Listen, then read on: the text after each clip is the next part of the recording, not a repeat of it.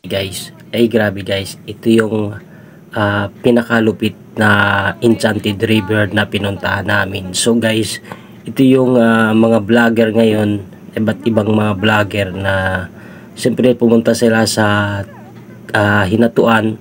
Siyempre hindi pwedeng hindi nila mapuntahan yung mga sikat na mga falls, yung mga river na nandito sa Mindanao. Ito guys yung pinaka sikat na mga vlogger na pumupunta. Nandun si Idol Muto, si Isyan Pacboy, si Tim Katagumpay. Yan, pinakamalupit talaga guys. Ang dami na lang nilang pumunta at saka namangha talaga sila guys sa mga napuntahan nila, lalo na dun sa pinuntahan din nila na Tinoyan Falls, yung Bislig City. Napakaganda din doon guys at napakalupit, napakaganda at talagang hindi ka magsasawa na balikan, lalo na tong Enchanted River na tinatawag nilang Enchanted.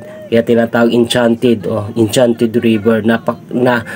Maamis ka talaga guys, napakaganda talaga guys ng Enchanted River guys. Napakaganda ng Enchanted River, tsaka napakalinaw talaga ng tubig guys. Napakaganda ng area, napakalamig ng tubig, napakalinis ng area at parang gusto mong balik-balikan. Talagang sabi nila ini-edit daw, so hindi yun ini-edit guys, talagang legit na legit yun guys. Yung Enchanted River guys, napakaganda talaga ng area at tahimik na lugar na mapapamangha ka talaga mapapaamis ka talaga sa ganda ng Enchanted River guys, sa napuntahan ngayon ng mga sikat na mga vlogger ngayon guys. So itong mga sikat na vlogger guys ay pumunta ng Hinatuan. So nag-endorse sila sa mga helmet yata yun guys, sa mga in-endorse nila na Ibo.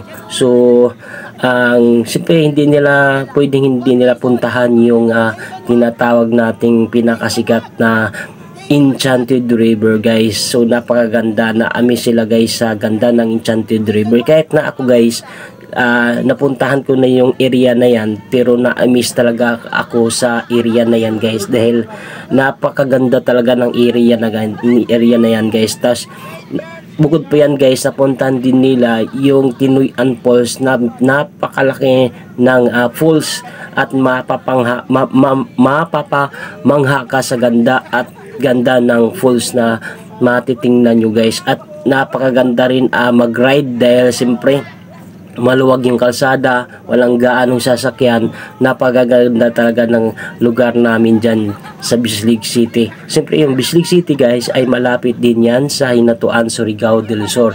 Napakaganda talaga guys ng